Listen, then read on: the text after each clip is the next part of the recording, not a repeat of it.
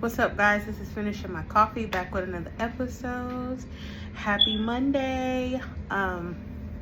So today we're going to talk a little bit about what I learned in therapy but also what I learned on my own time, y'all. Okay. I think self-awareness is important. We only can heal but we can only heal where we are aware. All right, that's a word for you. Y'all, I bought some new lip gloss from Bath & Body Works. If you don't know, get this one, ladies. Okay, if you feel like you're a girly who likes to have minty breath, even if you don't like have breath problems, I think I have a complex, honestly. So it's edible too. Like, I used to get this all the time. So yeah, anywho. So today we're gonna talk about something that is not really like humiliating, not even embarrassing, because I know we probably all have went through it. I don't really have a word to fit it. But it's something that I don't do no more, so. But anyway, y'all, okay. I dealt with the lying spirit, and what inspired me to talk about this, I don't know her name, but I got back on Instagram, and I'm recording on my phone, so I can't even look it up.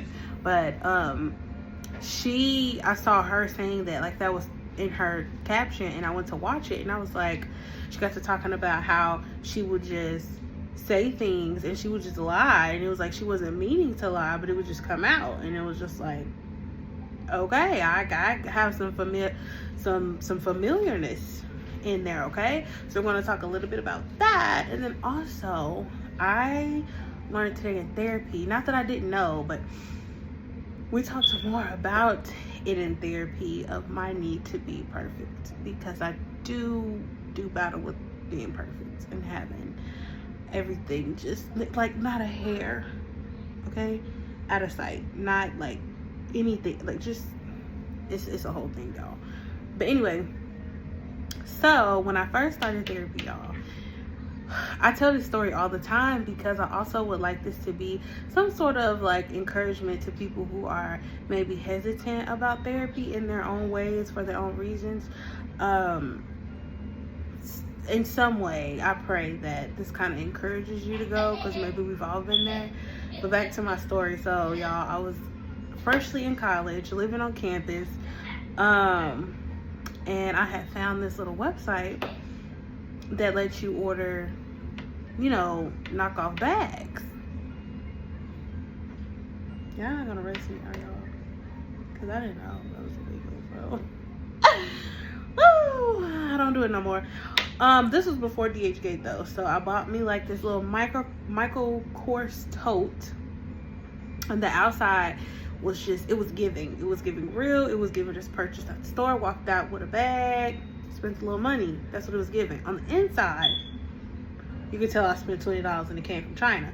That purse took a month to come. Okay, a month. I remember working on base, and I got a notification saying I had something in my mailbox. Maybe I knew it was my purse. I almost went home sick to get my purse. It was the first luxurious purse that I feel like I ever bought, but it was only $20. So this purse is a main character for my story. So just keep following. I get into my very first session, and my little Michael Kors purse from China is sitting right here on my arm, and so it's close up to me. I got it like this, little. You want me to sit right there? Hey, and a little small talk, little formalities happening, and she's like, "So, why are you here?" Hold that thought. I sit on the couch, the love seat. I'm sitting on the edge. Now, see, I'm not no small girl, okay? I'm not. Nowhere. So, I really don't have no space. But it's okay. I'm going to make this little edge work because I wanted a good posture, okay? I wanted to sit up. I struggle with, I don't struggle with my weight now. I'm embracing it, and It is what it is. We losing it, baby. Okay, peep the neck. Back then, I struggled with like wanting people to see my neck, because when I get heavy or put on weight, you see how you can kind of see it now? It shrivels up like that. Okay, so I wanted her to see that I had a neck, and I also wanted her to compliment my bag, so I was really kind of fishing for a compliment because I kept moving it a little center. And so I'm already uncomfortable because I'm sitting on the edge of this couch. So I'm sitting and I'm like this. And she goes, okay, well, you know, we get into the formalities and logistics of things. And she says, okay, so sessions will be $20 each session. And I said, money's not a problem. Money was a problem. Money was a problem. A, I didn't have financial literacy, so I didn't know how to spend it. B, $20 each session? Damn. I don't do student discounts. Like, baby, I'm in college. I'm working part-time. I think at the time, I was making like $12.41 or something. You know, like back then, it may have been some money, but the whole time I said, money's not a problem. Money was a problem. Okay, my number one. And then she said, why are you here? And I said, I don't know. You know, just looking around. She's like, you don't know why you're here? And this is my therapist for 8 years. This is my first therapist. So she's got like this really good sense of humor. You know, she kind of like was giving me, oh, okay, I've met your type. You know, I see what you're doing here, so I'm gonna roll with you. You know, so she was rolling with me. And I was like, and she was like, okay, well, so tell me a little bit about you. Tell me about your childhood. Baby, that's all she had to say. That's all she had to say for me to just, baby, I'm crying. I can't even get it out. At this point, everything was still so fresh in my, like, dealing with my childhood. I was still dealing with my mom in college, really just taking care of myself. In that season, in that time of my life, I just really felt like I was alone. It was just me really figuring out this world on my own, you know? So I just started boohoo crying, and the hour wasn't enough. It wasn't enough. And she was like, you know, I did good and all the things. And later, like more and more throughout my sessions, I got more comfortable. I started sitting back, okay? I didn't care about if she saw my neck or not. I got more comfortable. I got more vulnerable throughout our sessions. And so also finding the right therapist is very important, because I was met where I was at, and that was important, okay? Especially with the purse, okay? So while I don't think the purse was all of like tied into my little spirit of lying, y'all, don't be laughing, don't be judging, because I feel like y'all, because this one has a little embarrassment tied to it, okay? So after me and my husband got married, I had therapy. I had a session maybe a couple weeks later, and she said, how'd the wedding go? And I'm giving her the rundown of the wedding, and it was this, it was that. I'm all chirpy and woo-de-woo. And she said, so where'd you go for the honeymoon? How was the honeymoon? And I said, Jamaica. She said, Jamaica? How was it? Oh my gosh, that's such a beautiful place. I said, I didn't go to Jamaica. I don't know why I just sat here and lied. When I tell you she cracked up, y'all, we was cracking up. Like, I had tears rolling, partially not because I was just laughing. I was crying a little bit. I was, because I did want to go to Jamaica. We just didn't have the money to go to Jamaica. But I was crying too, because I was like, why not just sit here and lie like that? Like, I'm sorry. And she said, why did you feel the need to lie to me? And I said, I don't know. Like, it just rolled out. Like, no thought. And I can't remember if I went in with, like, me thinking, okay, if she asked, then I'm just gonna say I went to Jamaica. I didn't look up nothing to like have information or anything like that. So like, it just rolled out, and then I just had to backtrack, and I was like, this is so embarrassing. And she was like, that is the hugest form of humility that I've ever seen. She said, because you said it so confidently, and I believed you. You would not have had to say anything else because I was convinced you went.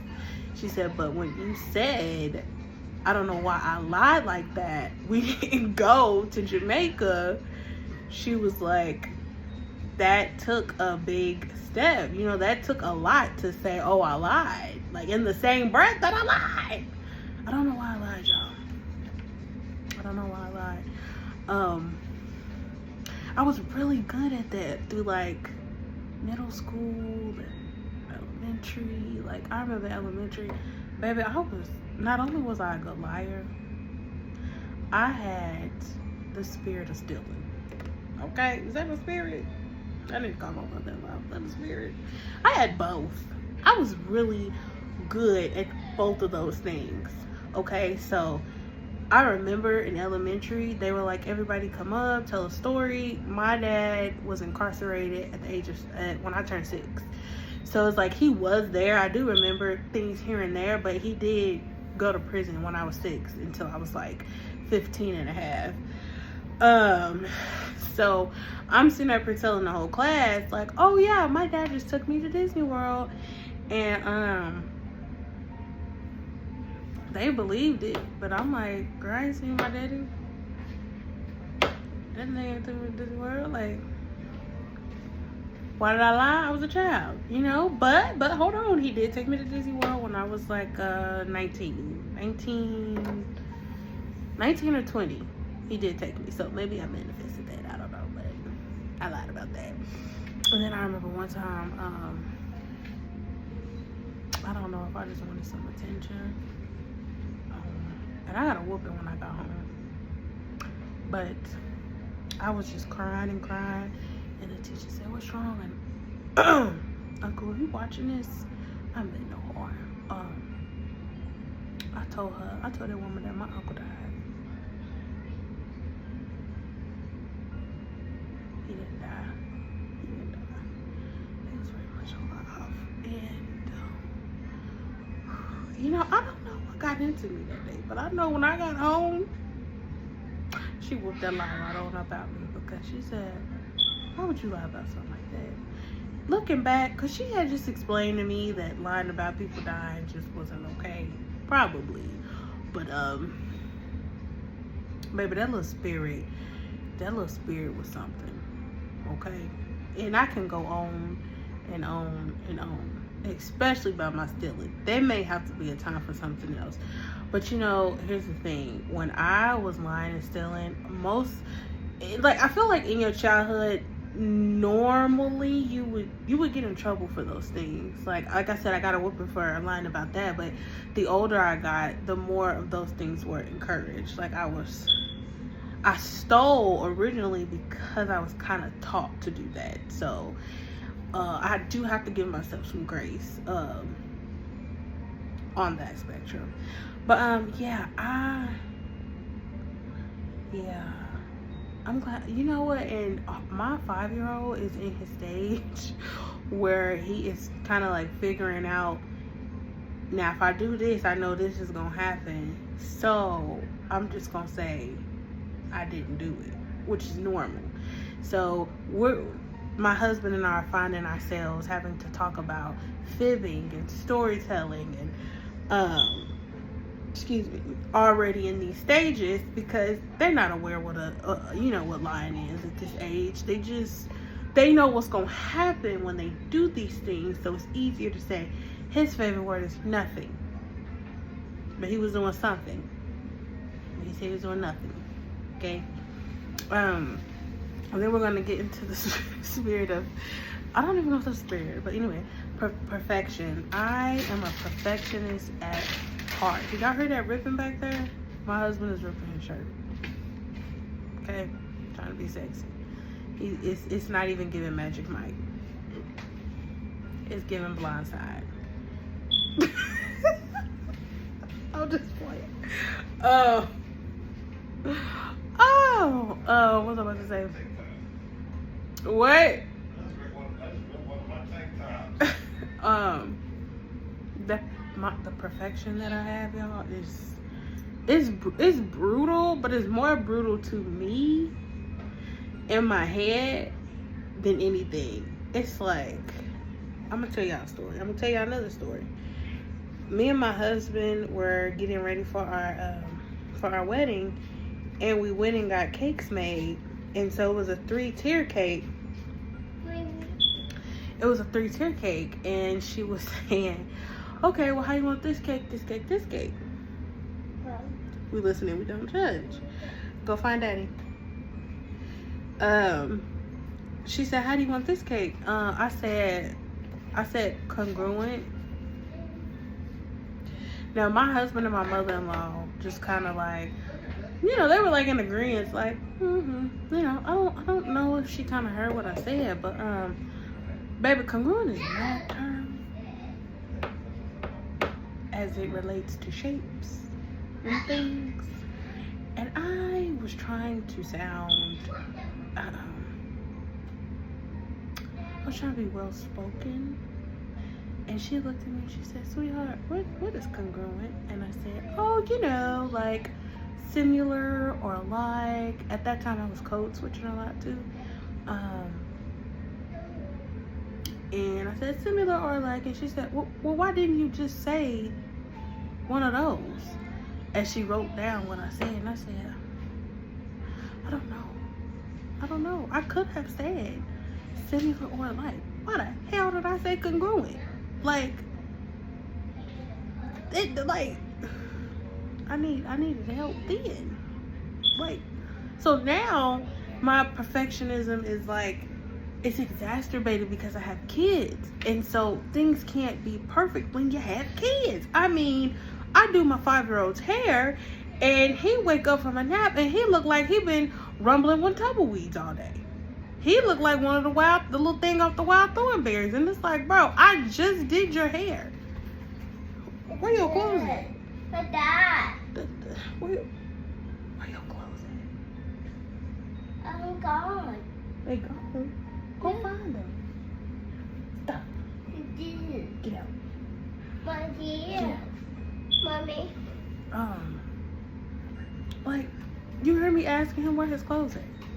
Like, there could be nothing perfect with kids because they're little and it's not supposed to be. They're supposed to get dirty. They're supposed to have ketchup stains and water stains and food on the wall and food on the floor and just, my goodness. And so I'm learning that I get more irritated, not at them, but at like, what, like, eat cleaner. Like, huh? Like they're kids, you know? So I am working very, very hard in therapy on that. Like everything, and it's all trauma. It is. I'm gonna get a big tattoo like Tupac's trauma life. Not thug life, trauma life. Cause I've got a great deal of it. And one day I pray that I'll be at a place to where I'm ready and willing to share or write a book, but it is immense. Okay, just know that. But I am actively working on it. I do know, like, I cannot be this perfectionist person with 3 littles. I have a 5, a 2.5, and a 1-year-old within a couple of days. That girl is in her throwing phase. Okay, my 2-year-old is the boy of the wild thornberries. That's just with a little mix of Tarzan, with a little mix of Taz, with just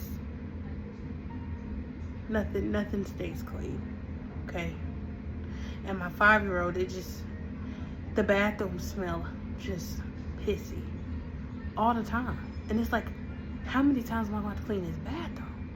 How many times am I going to have to mop the floor? How many times am I going to have to wipe this pee off the toilet? You know, and it's just like, it's just not given. It's not. And I don't want to be upset with them for being kids. I can't be upset with them for being kids. So, yes, therapy is needed. Dad. Get out. I encourage anybody who is hesitant the thought is there, but the execution is kind of like you're still figuring it out. Just go for it. Dive head first. I would say 3.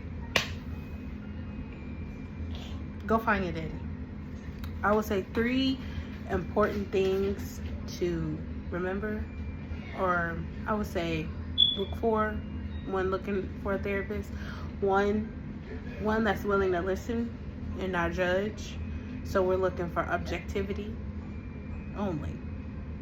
Okay, that's it.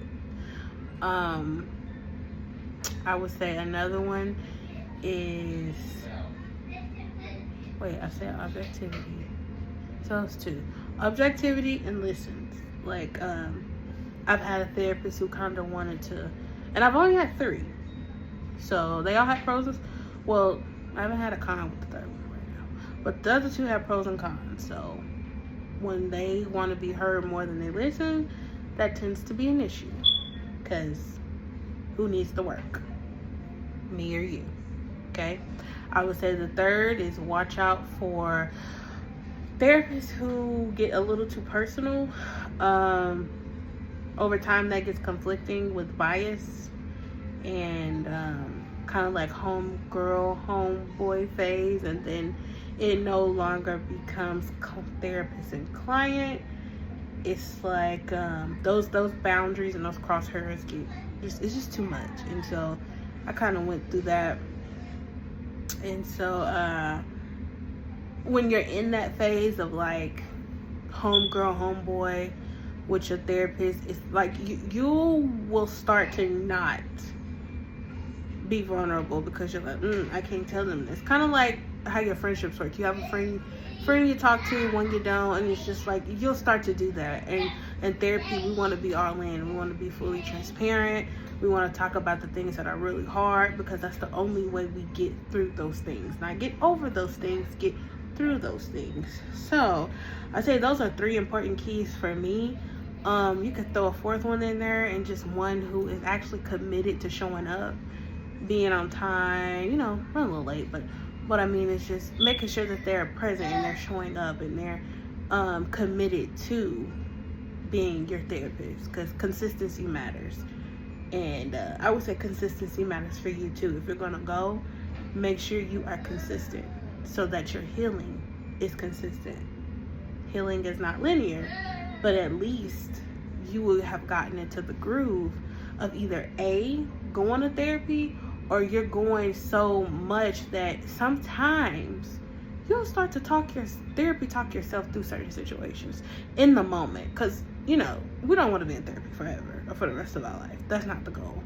But one day we won't be. And so all those tools we learn, you don't have to wait to use them. You can use them in the now. Like, I use a lot of mine. Okay? So that wraps up finishing my coffee, what I learned in therapy, what I learned about myself, my little line spirit I used to have, and working on my perfectionist, whatever, you know, not even gonna try to fix it because I'm not a perfectionist. Working on those things, and I just encourage you all to go to therapy, pray about it. We do want to rely on God. We do want to pray and read His Word for healing, but we also want to use the people that He has placed here. So let's be mindful of both, and with those 2 together, I think that we're off to a great start. So yeah, that is the end of this session. I will see y'all next time. Oh wait, and look, there's a different setup, right? It's a little more professional. Next time the lighting might be, but my husband is a audio, hold on, see, I gotta get it right. He is in school for audio engineering. He's always done audio engineering, but he got me a little setup here. You know, I'm feeling a little good. I know y'all gonna see the blinds back there. That's the part of my perfectionism where I'm like, but it's my 2-year-old. Okay? He gets up on the table and he need to just look and see and bend and bite, and you know, I would show y'all him so y'all could put a picture with just, cause listen, he's the middle. And I heard things about the middle while I was pregnant with him. And I'm like, no, he's that.